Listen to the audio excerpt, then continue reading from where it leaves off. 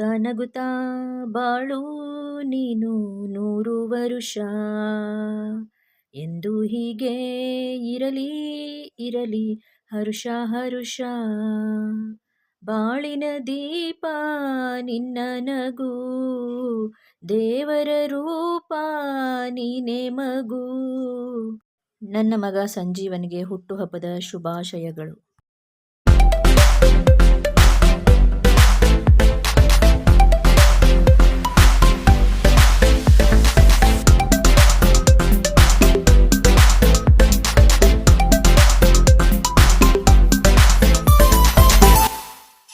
ಇವತ್ತು ತುಂಬ ಸಂತೋಷದ ದಿನ. ನನಗೆ ನನ್ನ ಮಗ ಸಂಜೀವನ ಹುಟ್ಟುಹಬ್ಬ. ತುಂಬ ಖುಷಿಯಾಗಿದ್ದೀನಿ ಅಂತ ಹೇಳ್ತೀನಿ. ಅವನಿಗೆ ಡೆಲ್ಲಿ ಕ್ಯಾರೆಟ್ ಹಲ್ವಾ ಅಂದರೆ ಇಷ್ಟ, ರಸಗುಲ್ಲ, ರಸಮಲಾಯಿ, ಆಲೂ ಪರೋಟ, ಆಮೇಲೆ ನಾನು ಮಾಡೋ ಪಾನಿಪುರಿ, ಇದೆಲ್ಲನೂ ಅವನಿಗೆ ತುಂಬಾ ಇಷ್ಟ ಅಂತ ಹೇಳ್ತೀನಿ. ಇವತ್ತು ಹುಟ್ಟುಹಬ್ಬ ಅವನು ಗ್ರ್ಯಾಂಡಾಗಿ ಸೆಲೆಬ್ರೇಟ್ ಮಾಡಲಿ, ಫ್ರೆಂಡ್ಸ್ ಜೊತೆ ಅವನಿಗೆ ಇಷ್ಟ ಆಗಿರೋ ಒಳ್ಳೆ ಡಿಶಸ್ನ ಊಟನ ಮಾಡಲಿ ಅಂತ ನಾನು ಕೇಳ್ತೀನಿ. ಆಮೇಲೆ ದೇವ್ರ ಹತ್ರ ಬೇಡ್ಕೊಳ್ತೀನಿ. ಅವನಿಗೆ ಆಯುರ ಆರೋಗ್ಯ ಐಶ್ವರ್ಯ ಅಂತಸ್ತು ಕೊಟ್ಟು ಭಗವಂತ ಅವನಿಗೆ ಸದಾ ಕಾಲ ನನ್ನ ಮಕ್ಕಳನ್ನ ರಕ್ಷಣೆ ಮಾಡಲಿ, ಕಾಪಾಡಲಿ. ಯಾರ ಕಣ್ಣ ದೃಷ್ಟಿನೂ ನನ್ನ ಮಕ್ಕಳಿಗೆ ತಾಗಬಾರ್ದು ಅಂತ ನಾನು ಭಗವಂತನಲ್ಲಿ ಯಾವಾಗಲೂ ಪ್ರಾರ್ಥನೆ ಇಡ್ತೀನಿ. ತಾಯಿಗೆ ಮಕ್ಕಳಿಗಿಂತ ದೊಡ್ಡ ಆಸ್ತಿ ಇಲ್ಲ ಅಂತ ಹೇಳ್ತೀನಿ. ಯಾರಿಗೆ ಸಂತಾನ ಭಾಗ್ಯ ಮಕ್ಕಳು ಇರ್ತಾರೋ ಅವ್ರಿಗೆ ಅದಕ್ಕಿಂತ ಒಂದು ಐಶ್ವರ್ಯ ಯಾವುದೂ ಇಲ್ಲ ಅಂತ ನನ್ನ ಮನಸ್ಸಿನ ಭಾವನೆ ಅಂತೀನಿ. ನನ್ನ ಮಕ್ಕಳಂದರೆ ನನಗೆ ತುಂಬ ಪ್ರಾಣ, ತುಂಬ ಇಷ್ಟ ಅಂತ ಹೇಳ್ತೀನಿ. ಎಲ್ಲ ತಾಯಂದ್ರಿಗೂ ಇಷ್ಟನೇ ಇರುತ್ತೆ, ಬಟ್ ನಂದು ಸ್ವಲ್ಪ ಸ್ಪೆಷಲ್ ಕೇಸ್ ಇರೋದ್ರಿಂದ ಅಂತ ಹೇಳ್ತೀನಿ. ಇದು ನೋಡಿ, 4th ಬ್ಲಾಕ್ ಜಯನಗರನಲ್ಲಿ ಇರೋ ಒಂದು ಮುಗ್ಧ ಸಿಲ್ಕ್ ಸ್ಯಾರಿ ಒಂದು ಶೋರೂಮ್. ಇದು ನಿಮಗೆ ಟೆಂಪಲ್ ಥರ ಕಾಣಿಸ್ತಾ ಇದೆಯಲ್ಲ, ಇದು ಶೋರೂಮ್ ಇದೆ. ತುಂಬ ಬ್ಯೂಟಿಫುಲ್ಲಾಗಿ ಏನಂದರೆ ಕಟ್ಟಿರೋದು ಇರೋದ್ರಿಂದ ನಾನು ನಿಮ್ಮ ಜೊತೆ ಅದನ್ನು ಕೂಡ ಶೇರ್ ಮಾಡ್ತಾ ಇದ್ದೀನಿ. ನೋಡಿ, ತುಂಬ ಬ್ಯೂಟಿಫುಲ್ ಆಗಿದೆ ಅಲ್ವಾ? ನೋಡೋಕ್ಕೆ ಟೆಂಪಲ್ ಥರನೇ ಕಟ್ಟಿದ್ದಾರೆ ಅಂತ ಹೇಳ್ತೀನಿ. ಒಳಗಡೆನೂ ಅದೇ ಥರ ಗ್ರ್ಯಾಂಡ್ ಆಗಿದೆ. ನಾನು ಅಲ್ಲಿ ಶೋರೂಮ್ ಒಳಗಡೆ ಹೋಗಲಿಲ್ಲ. ಆಮೇಲೆ ನಾವು ಸಂಡೇ 4th ಬ್ಲಾಕ್ ಕಾಂಪ್ಲೆಕ್ಸ್ನ ನಮ್ಮ ಇಶಾನಿನ ಕೂಡ ಕರ್ಕೊಂಡು ಹೋಗಿದ್ವಿ. ತುಂಬ ಗಲಾಟೆ ಮಾಡ್ತಾಳೆ ಈ ನಡುವೆ. ಅವಳು ಕರ್ಕೊಂಡು ಹೋಗ್ರಿ ಹೊರಗಡೆ ಅಂತ. ನಾವು ರೆಡಿ ಆಗ್ತಾ ಇದ್ದಂಗೆ ಅವಳು ಹೊರಗಡೆ ಹೊಸ್ಲ ಹತ್ರ ಬಾಗಿಲು ಮುಂದೆ ಬಂದು ಕುತ್ಕೊತಾಳೆ. ಆಮೇಲೆ ತುಂಬ ಬೇಜಾರು ಮಾಡ್ಕೊಳ್ತಾಳೆ. ಅದಕ್ಕೇ ನಾನು ಹೇಳಿದೆ ನಮ್ಮ ಮನೆಯವ್ರಿಗೆ, ಇಲ್ಲ ಕರ್ಕೊಂಡು ಹೋಗೋಣ, ನಾನು ಎತ್ಕೊಂಡು ಹಿಂದೆ ಕೂತ್ಕೊತೀನಿ ಅಂತ ಹೇಳಿದೆ. ಅವಳನ್ನ ಎತ್ಕೊಂಡು ಹಿಂದೆ ಕೂತಿದ್ರೆ ಏನು ಅವಳು ಎಂಜಾಯ್ ಮಾಡ್ತಾಳಂದರೆ ಬಂಗಿ ಜಂಪಿಂಗ್ ಮಾಡೋದೊಂದು ಬಾಕಿ. ಅವಳು ಅಷ್ಟು ಖುಷಿ ಅವಳಿಗೆ. ನನಗೆ ಹಿಡ್ಕೊಂಡಿದ್ರೆ ಸುಮ್ಮನೆ ಇರಲ್ಲ, ಹಂಗೆ ಹೋಗ್ತಾಳೆ ಹಿಂಗೆ. ನಮ್ಮ ಮನೆಯವ್ರ ಕಾಲರ್ ಹತ್ರ 2 ಕಾಲು ಇಟ್ಕೊಂಡು ನಿಂತ್ಕೊಂಡು ಆ ಕಡೆ ಈ ಕಡೆ ವೆಹಿಕಲ್ಸ್ ಬರ್ತಿದ್ರೆ ನೋಡ್ತಾಳೆ. ವೆದರ್ನೇ ಎಂಜಾಯ್ ಮಾಡ್ತಾಳೆ. ತುಂಬ ಖುಷಿ ಅವಳಿಗೆ. ನಮ್ಮ ಮನೆಯಿಂದ ಒಂದು 4-5 ಕಿಲೋಮೀಟರ್ ಆಗುತ್ತೆ ಜಯನಗರ 4th ಬ್ಲಾಕ್ ಕಾಂಪ್ಲೆಕ್ಸು. ಆಮೇಲೆ ಇಲ್ಲಿ ಕಾಫಿ ಕುಡಿಯೋಣ ಅಂದೆ.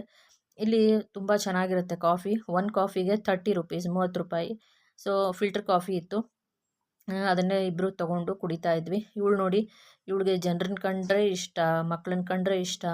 ನಾವೆಲ್ಲಾದರೂ ಹೊರಗಡೆ ಹೋದರೆ ನಮ್ಮ ಇಶಾನಿಗೆ ತುಂಬ ಜನ ಫ್ಯಾನ್ಸು.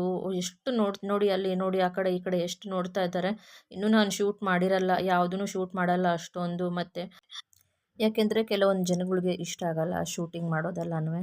ಅದಕ್ಕೋಸ್ಕರನೇ ತುಂಬ ನೋಡಿ ಎಲ್ಲ ಹೇಗೆ ನಿಂತ್ಕೊಂಡು ನೋಡ್ತಾ ಇದ್ದಾರೆ. ಮಕ್ಕಳನ್ನ ಕರ್ಕೊಂಬರೋ ವೆಹಿಕಲಲ್ಲಿ, ಕಾರಲ್ಲಿ ಬರೋರೆಲ್ಲನೂ ಅವಳನ್ನ ಮಾತಾಡಿಸ್ತಾರೆ, ಮಕ್ಕಳು ಮಾತಾಡಿಸ್ತಾರೆ. ಅವಳ ಜೊತೆ ಎಷ್ಟು ವೀಡಿಯೋ ಫೋಟೋ ತಗೊಳ್ತಾರೆ ಗೊತ್ತಾ?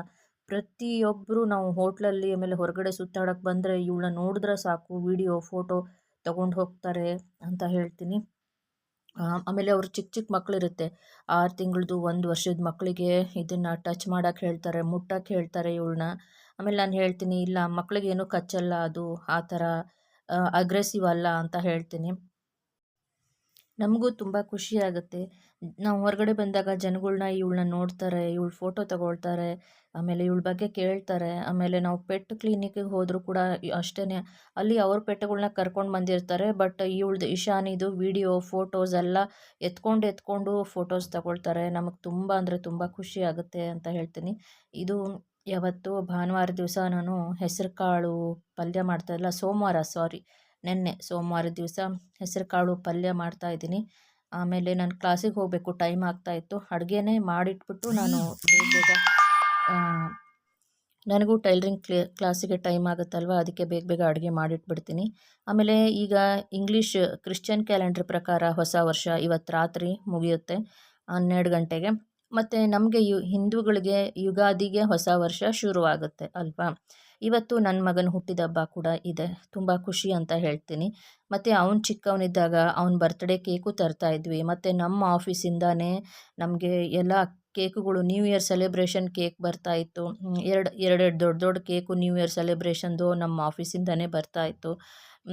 ಒಂದು 3 ಕೇಕ್ ಆಗ್ತಾಯಿತ್ತು ನಮ್ಮ ಮನೆಯಲ್ಲಿ. ಮಕ್ಕಳೇನೋ ಇಷ್ಟಪಡ್ತಾಯಿದ್ರು, ನಾನು ಅಷ್ಟೊಂದು ಏನೂ ಇಷ್ಟಪಡ್ತಾ ಇರಲಿಲ್ಲ. ಪೇಸ್ಟ್ರೀಸ್ ಕೇಕ್ ಎಲ್ಲನೂ ಬರ್ತಾಯಿತ್ತು ಅಂತ ಹೇಳ್ತೀನಿ. ಮತ್ತು ಬೆಂಗಳೂರಲ್ಲಿ ಇವಾಗ MG ರೋಡಲ್ಲಿ ಸಿಕ್ಕಾಪಟ್ಟೆ ಟೈಟ್ ಸೆಕ್ಯೂರಿಟಿ ಮಾಡಿದ್ದಾರೆ. ಇನ್ನೇನು 11:30 ರಾತ್ರಿ ಆಗ್ತಾ ಇದ್ದಂಗೆ ಜನ ಎಲ್ಲ ಯಪ್ಪಾ ಏನು ಹಂಗೆ ಕುಣಿತಾರೆ. ಆಮೇಲೆ ಸಾಂಗ್ಸು, ಆಮೇಲೆ DJ ಮ್ಯೂಸಿಕ್ಗಳು, ಸಿಕ್ಕಾಪಟ್ಟೆ ಅಲ್ಲಿ MG ರೋಡಲ್ಲಿ ಟೈಟ್ ಸೆಕ್ಯೂರಿಟಿ, ರಶ್ಶು, ಸಿಕ್ಕಾಪಟ್ಟೆ ಗಂಡು ಮಕ್ಕಳು ಹೆಣ್ಮಕ್ಳು ಎಲ್ಲರೂ ಡ್ಯಾನ್ಸು ಎಲ್ಲನೂ ಇರುತ್ತೆ. ಬಟ್ ನಾನು ಯಾವತ್ತೂ ನ್ಯೂ ಇಯರ್ಗೆ ಅಂತ ಹೊರಗಡೆ ಸೆಲೆಬ್ರೇಷನ್ಗೆ ನಾನು ಯಾವತ್ತೂ ಹೋಗಿಲ್ಲ. ಏನಂದರೆ ಮನೆಯಲ್ಲೇ ನಾವು ಸೆಲೆಬ್ರೇಟ್ ಮಾಡ್ತೀವಿ ಅಷ್ಟೇ. ಏನೋ ಒಂದು ಕೇಕ್ ತಂದು ಏನೋ ಒಂದು ಅಷ್ಟೇ ಬಿಟ್ಟರೆ ಇನ್ನೇನಿಲ್ಲ. ಆಮೇಲೆ ಕೌಂಟ್ ಡೌನ್ ಸ್ಟಾರ್ಟ್ ಆಯಿತು ಅಂದರೆ ಇಡೀ ಬೆಂಗಳೂರೇನು ಇಡೀ ಪ್ರಪಂಚದಲ್ಲಿರೋ ಜನ ಎಲ್ಲ ಕುಣಿದು ಕುಪ್ಪಳಿಸೋಕ್ಕೆ ಸ್ಟಾರ್ಟ್ ಮಾಡ್ತಾರೆ. ಅದು ಒಂಥರ ಖುಷಿನೇ ಅಂತ ಹೇಳ್ಬೋದು. ನಂದು ಅಂದರೆ ಹೊಸ ವರ್ಷಕ್ಕೆ ಪ್ಲ್ಯಾನ್ಗಳು ಏನಿದೆ ಅದನ್ನು ನಾನು ಅದ್ರ ಕಡೆ ಗಮನ ಕೊಟ್ಟಿದ್ದೀನಿ. ಫಸ್ಟ್ ಅಂತೂ ನಿಮಗೆ ಗೊತ್ತಿರೋ ಹಾಗೆ ನನ್ನ ಒಂದು ಟೈಲರಿಂಗ್ ಕ್ಲಾಸ್ ಕೋರ್ಸ್ ಏನಿದೆ ಅದೊಂದು 5-6 ತಿಂಗಳಾಗಬೇಕು. ಅದಕ್ಕೂ ಸರ್ಟಿಫಿಕೇಟ್ ಅಂತ ಒಂದು ಬರಬೇಕು, ಅದು ಒಂದು ಕನಸಿದೆ. ತದನಂತರ ನನ್ನದೇ ಒಂದು ಸ್ವಲ್ಪ ಪ್ಲ್ಯಾನಿಂಗ್ಗಳಿದೆ. ಅದ್ರ ಪ್ರಕಾರ ನಾನು ಎಲ್ಲ ಒಂದು ಸ್ಟೆಪ್ ಬೈ ಸ್ಟೆಪ್ ಅಂದರೆ ಒಂದು ಫೈನಾನ್ಷಿಯಲ್ ಕಂಡೀಷನ್ ಆಯಿತು, ಒಂದು ಸೇವಿಂಗ್ಸ್ ಆಯಿತು, ಒಂದು ಏನಾದ್ರೂ ಒಂದು ಇನ್ವೆಸ್ಟ್ಮೆಂಟ್ ಅನ್ನೋದು ಆಯಿತು. ಸೊ ನಮ್ಮ ಲೈಫ್ ಒಂದು ಸೆಕ್ಯೂರಿಟಿ ಫೈನಾನ್ಷಿಯಲ್ ಅದ್ರ ಬಗ್ಗೆ ಅದ್ರ ಕಡೆ ನನ್ನ ಗಮನ ಇದೆ. ಅದಕ್ಕೆ ಆ ತಾಯಿ ಚಾಮುಂಡೇಶ್ವರಿ, ಮೈಸೂರು ಚಾಮುಂಡೇಶ್ವರಿಯ ಆಶೀರ್ವಾದ ಬೇಕಿದೆ ನನಗೆ ಅಂತ ಹೇಳ್ತೀನಿ. ಒಂದು ಸರ್ತಿ ಹೋಗಬೇಕು, ಮೈಸೂರಿಗೆ ಹೋಗಿ ಚಾಮುಂಡೇಶ್ವರಿ ಅವರ ದರ್ಶನ ಮಾಡಿಕೊಂಡು ಬರಬೇಕು ಅನ್ನೋದು ಒಂದು ಆಸೆ ಕೂಡ ಇದೆ. ಆ ಭಗವತಿ ಜಗನ್ಮಾತೆಯ ಆಶೀರ್ವಾದ ಬೇಕಿದೆ. ಅದ್ರ ಜೊತೆಗೆ ನನ್ನ ಪರಿಶ್ರಮ ಕೂಡ ಇದೆ ಅಂತ ಹೇಳ್ತೀನಿ. ಎಲ್ಲರಿಗೂ ಒಳ್ಳೆಯದನ್ನು ಬಯಸ್ತೀವಿ. ಯಾರಿಗಾದರೂ ನೋವಾದರೆ ನಾವು ಕಣ್ಣೀರು ಹಾಕ್ತೀವಿ. ಎಲ್ಲರೂ ಚೆನ್ನಾಗಿರಲಿ ಅಂತ ನಮ್ಮ ಮನಸ್ಸು ಬಯಸುತ್ತೆ. ಆಮೇಲೆ ದೇವ್ರ ಹತ್ರ ಕೇಳ್ಕೊಳ್ತೀವಿ. ಹಾಗೆಯೇ ಕೆಲವೊಂದು ಸಾರಿ ನನ್ನ ಮನಸ್ಸು ಅನ್ನುತ್ತೆ ನಾವು ಸ್ವಲ್ಪ ಸ್ವಾರ್ಥಿಗಳಾಗಬೇಕು. ಅಂದರೆ ಕಬಿ ಕಬಿ ಮತ್ಲಬಿ ಹೋನಾ ಅಚ್ಚಾ ಹೋತಾ ಹೈ ಅಂತ ಹೇಳ್ತಾರಲ್ಲ. ಅಂದರೆ ನಾವು ಸ್ವಲ್ಪ ಸ್ವಾರ್ಥಿಗಳಾಗಬೇಕು. ನಮ್ಮ ಬಗ್ಗೆ ನಾವು, ನಮ್ಮ ಲೈಫ್ ಬಗ್ಗೆ ನಾವು ಸೆಕ್ಯೂರಿಟಿ ಮಾಡಿಕೊಂಡು ಯಾರಿಗೂ ಹೇಳ್ದಲೇ ನಾವು ಜೀವನದಲ್ಲಿ ಫಸ್ಟು ಮುಂದೆ ಬರಬೇಕು. ಯಾರಿಗೂ ಏನು ಪ್ಲ್ಯಾನ್ಗಳ್ನ ನಾವು ರಿವೀಲ್ ಮಾಡಬಾರ್ದು ಅನ್ನೋದು ನನಗೆ ಖಂಡಿತವಾಗ್ಲೂ ಅನಿಸುತ್ತೆ. ಆಮೇಲೆ ನಮಗೆ ಯಾರು ಸಪೋರ್ಟ್ ಮಾಡ್ತಾರೆ, ನಮಗೆ ಯಾರು ಒಂದು ಒಳ್ಳೆಯದು ನಮಗೆ ಆಗಬೇಕು, ನಾವು ಸ್ವಲ್ಪ ಜೀವನದಲ್ಲಿ ಮುಂದೆ ಬರಬೇಕು ಅನ್ನೋದು ಒಂದು ಏನಾದರೂ ನಮ್ಮ ಹತ್ರ ಬಂದು ಮಾತಾಡ್ತಾರೆ, ನಮಗೆ ಸಪೋರ್ಟ್ ಮಾಡ್ತಾರೆ, ಒಂದು ಪ್ಲ್ಯಾನ್ನ ಹೇಳ್ಕೊಡ್ತಾರೆ, ಅಂಥವ್ರಿಗೆ ನಾವು ಕೇರ್ ಮಾಡಬೇಕು, ಅವ್ರಿಗೆ ನಾವು ಒಳ್ಳೆಯದನ್ನು ಬಯಸಬೇಕು ಅನ್ನೋದು ನನ್ನ ಒಂದು ಮನಸ್ಸಲ್ಲಿರೋ ಭಾವನೆ ಅಂತ ಹೇಳ್ತೀನಿ. ಯಾಕೆಂದರೆ ತುಂಬ ಸೆಲ್ಫಿಶ್ ಜನಗಳ್ನ ನೋಡಿ ನೋಡಿ ನನಗೂ ಸಾಕಾಗೋಗ್ಬಿಟ್ಟಿದೆ. ಇವಾಗ ಈ ಥರದ್ದೆಲ್ಲ ಆಗಿ ನನ್ನ ಮೈಂಡ್ ಎಷ್ಟು ಮೆಚುರಿಟಿ ಆಗಿದೆ ಅಂದರೆ ನನಗೆ ಯಾರಾದರೂ ನನ್ನ ಹತ್ರ ಇವಾಗ ಮಾತಾಡಿದ್ರೆ ಗೊತ್ತಾಗುತ್ತೆ ಅವ್ರು ಸೆಲ್ಫಿಶ್ ಇದ್ದಾರಾ, ಇಲ್ಲ ತುಂಬ ಕೈಂಡ್ ಹಾರ್ಟೆಡ್ ಇದ್ದಾರಾ, ಇಲ್ಲ ನಿಜವಾಗ್ಲೂ ಅವ್ರು ಹೆಲ್ಪ್ ಮಾಡೋಕ್ಕೆ ಇಷ್ಟಪಡ್ತಾರಾ, ನಮಗೆ ಸಪೋರ್ಟ್ ಮಾಡೋಕ್ಕೆ ಬರ್ತಾ ಇದ್ದಾರಾ ಅನ್ನೋದು ನನಗೆ ಗೊತ್ತಾಗ್ಬಿಡುತ್ತೆ. ನಾನು ನಮ್ಮ ಮನೆಯವ್ರ ಹತ್ರ ಪ್ರತಿಯೊಂದನ್ನು ಎವ್ರಿಥಿಂಗ್ ನಾನು ಡಿಸ್ಕಸ್ ಮಾಡ್ತಾ ಇರ್ತೀನಿ. ನೋಡು ಇವ್ರು ಈ ಥರನೇ, ಹೀಗೆ ಅವ್ರ ಮೈಂಡ್ ಹೀಗೆ ಇದೆ ಈ ಥರ ಅಂತ ಹೇಳಿದ್ರೆ, ಹೌದು ನಿನಗೆ ಅದೆಲ್ಲ ಹೇಗೆ ಅರ್ಥ ಆಗುತ್ತೆ, ಹೇಗೆ ಗೊತ್ತಾಗ್ಬಿಡುತ್ತಪ್ಪ ನಿನಗೆ ಅಂತ ಅವ್ರಿಗೆ ಆಮೇಲೆ ಗೊತ್ತಾಗುತ್ತೆ. ಇನ್ನೊಂದು 4 ಸರಿ ಅವ್ರ ಹತ್ರ ಮಾತಾಡಿದ್ಮೇಲೆ ಅವ್ರಿಗೆ ಗೊತ್ತಾದರೆ, ನಾನು ಒಂದು ಸಾರಿ ಮಾತಾಡಿದ್ರೇ ನನಗೆ ಅವ್ರ ನೇಚರ್ ಯಾವ ಥರ ಇದ್ದಾರೆ, ಅವ್ರ ಎಕ್ಸ್ಪೆಕ್ಟೇಷನ್ ಏನಿದೆ, ಅವರು ನಮ್ಮ ಬಗ್ಗೆ ಯಾವ ಥರ ಒಂದು ರೆಸ್ಪೆಕ್ಟು ಇಲ್ಲ ಒಂದು ಡಿಸ್ರೆಸ್ಪೆಕ್ಟು ಇಲ್ಲ, ಅವ್ರಿಗೆ ತುಂಬಾ ಒಂದು ಈಗೋ ಇಲ್ಲ ಒಂದು ಆ್ಯಟಿಟ್ಯೂಡ್ ಲೆವೆಲ್ ತೋರಿಸೋದು ಈ ಥರದ ಜನಗಳಿದ್ದರೆ ನನಗೆ ಇಮ್ಮಿಡಿಯೇಟ್ ಗೊತ್ತಾಗ್ಬಿಡುತ್ತೆ. ಹಾಗೆಯೇ ನಮ್ಮ ಮನೆಯವ್ರ ಹತ್ರ ನಾನು ಡಿಸ್ಕಸ್ ಮಾಡಿದಾಗ ಕರೆಕ್ಟು ನೀನು ನಿಜ ಅವತ್ತು ಹೇಳಿದ ನಿಜ ಅಂತ ಆಮೇಲೆ ನಮ್ಮ ಮನೆಯವರು ಒಪ್ಕೊಳ್ತಾರೆ. ಒಟ್ಟಿನಲ್ಲಿ ನಾನು ಹೇಳೋ ಪ್ರಕಾರ ರಿಲೇಟಿವ್ಸ್ ಆಗಲಿ, ಫ್ರೆಂಡ್ಸ್ ಆಗಲಿ, ಕೊಲೀಗ್ಸ್ ಆಗಲಿ ಒಂದು ಕೈಂಡ್ ಹಾರ್ಟೆಡ್ ಇರಬೇಕು, ಹೆಲ್ಪಿಂಗ್ ನೇಚರ್ ಇರಬೇಕು ಮತ್ತು ತುಂಬ ಹಾನೆಸ್ಟ್ ಆಗಿರಬೇಕು. ಯಾವುದೇ ಒಂದು ಫ್ರೆಂಡ್ಶಿಪ್ ಆಗಲಿ ಅದನ್ನು ನಿಭಾಯಿಸಬೇಕು. ಯಾವುದೇ ಒಂದು ಏನದು ಬೆನ್ನಿಗೆ ಚೂರಿ ಹಾಕೋದಾಗಲಿ, ಇಲ್ಲ ನಮ್ಮ ಹತ್ರನೇ ಚೆನ್ನಾಗಿ ಮಾತಾಡ್ಬಿಟ್ಟು ಇನ್ನೊಬ್ರ ಹತ್ರ ನಮ್ಮ ಬಗ್ಗೆ ಕೆಟ್ಟದ್ದು ಮಾತಾಡೋದಾಗಲಿ, ಆಮೇಲೆ ನಮಗೆ ಮೋಸ ಮಾಡೋದಾಗಲಿ ಅಂತೂ ಖಂಡಿತವಾಗ್ಲೂ ಆ ಥರದವ್ರನ್ನ ಹತ್ತಿರ ಕೂಡ ಸೇರ್ಸೋಕ್ಕೆ ಹೋಗಬಾರ್ದು. ಎಷ್ಟನ್ನ ಕಷ್ಟಪಟ್ಟು ನಮ್ಮ ಪಾಡಿಗೆ ನಾವು ಇದ್ದು, ಅದೇ ಹೇಳಿದ್ನಲ್ಲ, ಯಾರಿಗೂ ಗೊತ್ತಾಗದಾಗೆ ನಾವು ಬೆಳೆದು ತೋರಿಸ್ಬೇಕು. ಆಮೇಲೆ ನಮ್ಮ ಪ್ಲ್ಯಾನ್ನ ಯಾವತ್ತೂ ಯಾರ ಮುಂದೆನೂ ಫ್ರೆಂಡ್ಸ್ ಮುಂದೆ ಏನು ಪ್ಲ್ಯಾನ್ಗಳ್ನ ರಿವೀಲ್ ಮಾಡೋಕ್ಕೆ ಹೋಗಬಾರ್ದು ಅಂತ ನಾನು ಹೇಳೋಕ್ಕೆ ಇಷ್ಟಪಡ್ತೀನಿ. ತುಂಬ ಆನೆಸ್ಟ್ ಆಗಿರೋ ಹೆಣ್ಮಕ್ಳಿಗೆ ಫೈನಾನ್ಷಿಯಲ್ ಆಗಿ ಯಾರಾದರೂ ತುಂಬ ಮೋಸ ಮಾಡಿಬಿಟ್ರೆ ನಿಜವಾಗ್ಲೂ ಖಂಡಿತವಾಗ್ಲೂ ಹೇಳ್ತೀನಿ, ದೇವರು ಆ ಮೋಸ ಮಾಡಿದವನಿಗೆ ಯಾವತ್ತೂ ಉದ್ಧಾರ ಆಗಕ್ಕೆ ಅವ್ರಿಗೆ ಒಂದಲ್ಲ ಒಂದು ದಿವಸ ಭಯಂಕರವಾಗಿರೋ ಶಿಕ್ಷೆ ಕೊಟ್ಟೇ ಕೊಡ್ತಾರೆ ಅಂತಲೇ ಹೇಳ್ತೀನಿ. ಇದು ನೋಡಿ, ಹೆಸರು ಕಾಳು, ಮೆಂತ್ಯ ಸೊಪ್ಪು, ಸಬ್ಸಿಗೆ ಸೊಪ್ಪು ಹಾಕಿ ರುಚಿಯಾಗಿರೋ ದಾಲ್ ಮಾಡಿದ್ದೀನಿ. ಆಮೇಲೆ ಒಂದು ನಾನು ಸಲಹೆ ಕೊಡೋಕ್ಕೆ ಇಷ್ಟಪಟ್ಟರೆ ಅಂದರೆ ಹೆಣ್ಣು ಮಕ್ಕಳಿಗೆ, ತಾಯಂದಿರಿಗೆ, ನನ್ನ ಗೆಳತಿಯರಿಗೆ ನಾನು ಒಬ್ಬ ಒಳ್ಳೆ ಗೆಳತಿಯಾಗಿ ಸಲಹೆ ಕೊಡಬೇಕು ಅಂತ ಇಷ್ಟಪಟ್ಟರೆ ಏನು ಸಲಹೆ ಕೊಡೋಕ್ಕೆ ಇಷ್ಟಪಡ್ತೀನಿ ಅಂದರೆ, ನೋಡಿ, ಇದು ನಾನೇ ಸ್ಟಿಚ್ ಮಾಡಿರೋ ಡ್ರೆಸ್ಸು. ತುಂಬ ಬ್ಯೂಟಿಫುಲ್ಲಾಗಿ ಬಂದಿದೆ. ಪಲಾಝೋ ಇದಕ್ಕೆ ಸ್ಟಿಚ್ ಮಾಡಿದ್ದೀನಿ. ಸ್ಲೀವ್ಸ್ನ ಸ್ವಲ್ಪ ಈ ಥರ ಡಿಫ್ರೆಂಟಾಗಿ ಸ್ಟಿಚ್ ಮಾಡಿದ್ದೀನಿ. ಹಿಂದೆ ಆ ಥರ ಒಂದು ಪಟ್ಟಿ ಥರ ಕೊಟ್ಟಿದ್ದೀನಿ, ಬೋ ಥರ ಕೊಟ್ಟಿದ್ದೀನಿ. ಏನು ಸಲಹೆ ಕೊಡೋಕ್ಕೆ ಇಷ್ಟಪಡ್ತೀನಿ ಅಂದರೆ, ಮೊದಲು ನಿಮ್ಮ ಬಗ್ಗೆ ನೀವು ಸ್ವಾರ್ಥಿಯಾಗಿ, ಗೊತ್ತು ಪ್ರತಿಯೊಂದು ಹೆಣ್ಮಗಳಿಗೂ, ಪ್ರತಿಯೊಬ್ಬ ಸೊಸೆಗೂ, ಪ್ರತಿಯೊಬ್ಬ ಮಗಳಿಗೂ ಗಂಡ ಮಕ್ಕಳು ಅನ್ನೋದು ತುಂಬಾ ಪ್ರೀತಿ ಇರುತ್ತೆ ಕುಟುಂಬದ ಮೇಲೆ. ನಿಸ್ವಾರ್ಥಿಯಾಗಿ, ತ್ಯಾಗಮಯಿಯಾಗಿ ಜೀವನ ಸಾಗಿಸ್ತಾಳೆ. ನನ್ನ ಗಂಡಂಗೆ ಬೇಕು, ನನ್ನ ಮಕ್ಳಿಗೆ ಬೇಕು, ನನ್ನ ಮಕ್ಳು ತಿನ್ನಬೇಕು, ನನ್ನ ಮಕ್ಳಿಗೆ ಬೇಕು ಅಂತ ಎಲ್ಲ ಎತ್ತಿಡ್ತಾಳೆ. ತನಗೋಸ್ಕರ ತಾನೇನು ಇಟ್ಕೊಳ್ಳಲ್ಲ ಅಂತ ಹೇಳ್ತೀನಿ. ಅದಕ್ಕೋಸ್ಕರನೇ ಆಮೇಲೆ ನಮಗೆ ಒಂದು ಟೈಮ್ ಬಂದ ಮೇಲೆ ರಿಗ್ರೆಟ್ಸ್ ಇರಬಾರ್ದು. ಅಯ್ಯೋ, ನಾನು ಆವಾಗ ಯಾಕಾದರೂ ಈ ಥರ ನಾನು ಡಿಸಿಷನ್ ತಗೊಂಡು, ಈ ಥರ ನಿರ್ಧಾರ ತಗೊಂಡು, ನಾನು ಡಿಸ್ಕಂಟಿನ್ಯೂ ಯಾಕಾದರೂ ಮಾಡಿದ್ನೋ, ನಾನು ಈ ಥರ ಒಂದು ಎಕನಾಮಿಕಲಿ ಒಂದು ಸ್ಟ್ರಾಂಗ್ ಆಗಿರ್ಬೋದಾಗಿತ್ತಲ್ಲ, ಫೈನಾನ್ಷಿಯಲಿ ನಾನು ಸ್ಟ್ರಾಂಗ್ ಆಗಿರ್ಬೋದತ್ತಲ್ಲ, ನನ್ನ ಬಗ್ಗೆ ನಾನು ಯೋಚನೆ ಮಾಡಲಿಲ್ಲ ಅನ್ನೋದು ಒಂದು ರಿಗ್ರೆಟ್ಸ್. ಯಾವತ್ತೂ ನಾವು ರಿಗ್ರೆಟ್ಸ್ಗಳ್ನ ಇಟ್ಕೊಳ್ಳೋದೇ ಬೇಡ ಅಂತ ಹೇಳ್ತೀನಿ. ಅದಕ್ಕೇ ನಿಮ್ಮ ಕುಟುಂಬನ ಪ್ರೀತಿಸಿ, ಪ್ರೇಮಿಸಿ, ಆಮೇಲೆ ಒಳ್ಳೆಯ ಮಕ್ಕಳಿಗೆ ತಾಯಿಯಾಗಿ, ಗಂಡನಿಗೆ ಗೆಳತಿಯಾಗಿ ಕೂಡ ನೀವು ನಿಮ್ಮ ಕರ್ತವ್ಯಗಳನ್ನ ನಿಭಾಯಿಸಿ, ಬೇಡ ಅನ್ನಲ್ಲ. ಆದರೆ ಸ್ವಲ್ಪ ನಿಮ್ಮ ಒಂದು ವಿದ್ಯೆ, ನಿಮಗೆ ಏನೋ ಒಂದು ಟ್ಯಾಲೆಂಟ್ ಇದೆ. ಪ್ರತಿ ಹೆಣ್ಣು ಮಗಳಿಗೂ ಖಂಡಿತವಾಗ್ಲೂ ದೇವರು ಒಂದು ಟ್ಯಾಲೆಂಟ್ ಕೊಟ್ಟಿರ್ತಾನೆ. ಅದನ್ನು ಅವರು ಹುಡುಕಬೇಕು ಅಷ್ಟೇ. ಏನಿದೆ ನನ್ನ ಹತ್ರ ಟ್ಯಾಲೆಂಟು? ಪೇಂಟಿಂಗಲ್ಲಿದೆಯಾ, ಆರ್ಟಲ್ಲಿದೆಯಾ, ಬಿಸ್ನೆಸ್ಸಲ್ಲಿದೆಯಾ, ಸ್ಟಿಚಿಂಗಲ್ಲಿದೆಯಾ, ಮೇಕಪ್ಪು, ಡ್ಯಾನ್ಸಲ್ಲಿದೆಯಾ? ಡ್ಯಾನ್ಸು ಚೆನ್ನಾಗಿ ಯಾರಿಗಾದ್ರೂ ಬಂದರೆ ಡ್ಯಾನ್ಸ್ ಕ್ಲಾಸ್ನ ಹೇಳ್ಕೊಡ್ಬೋದು.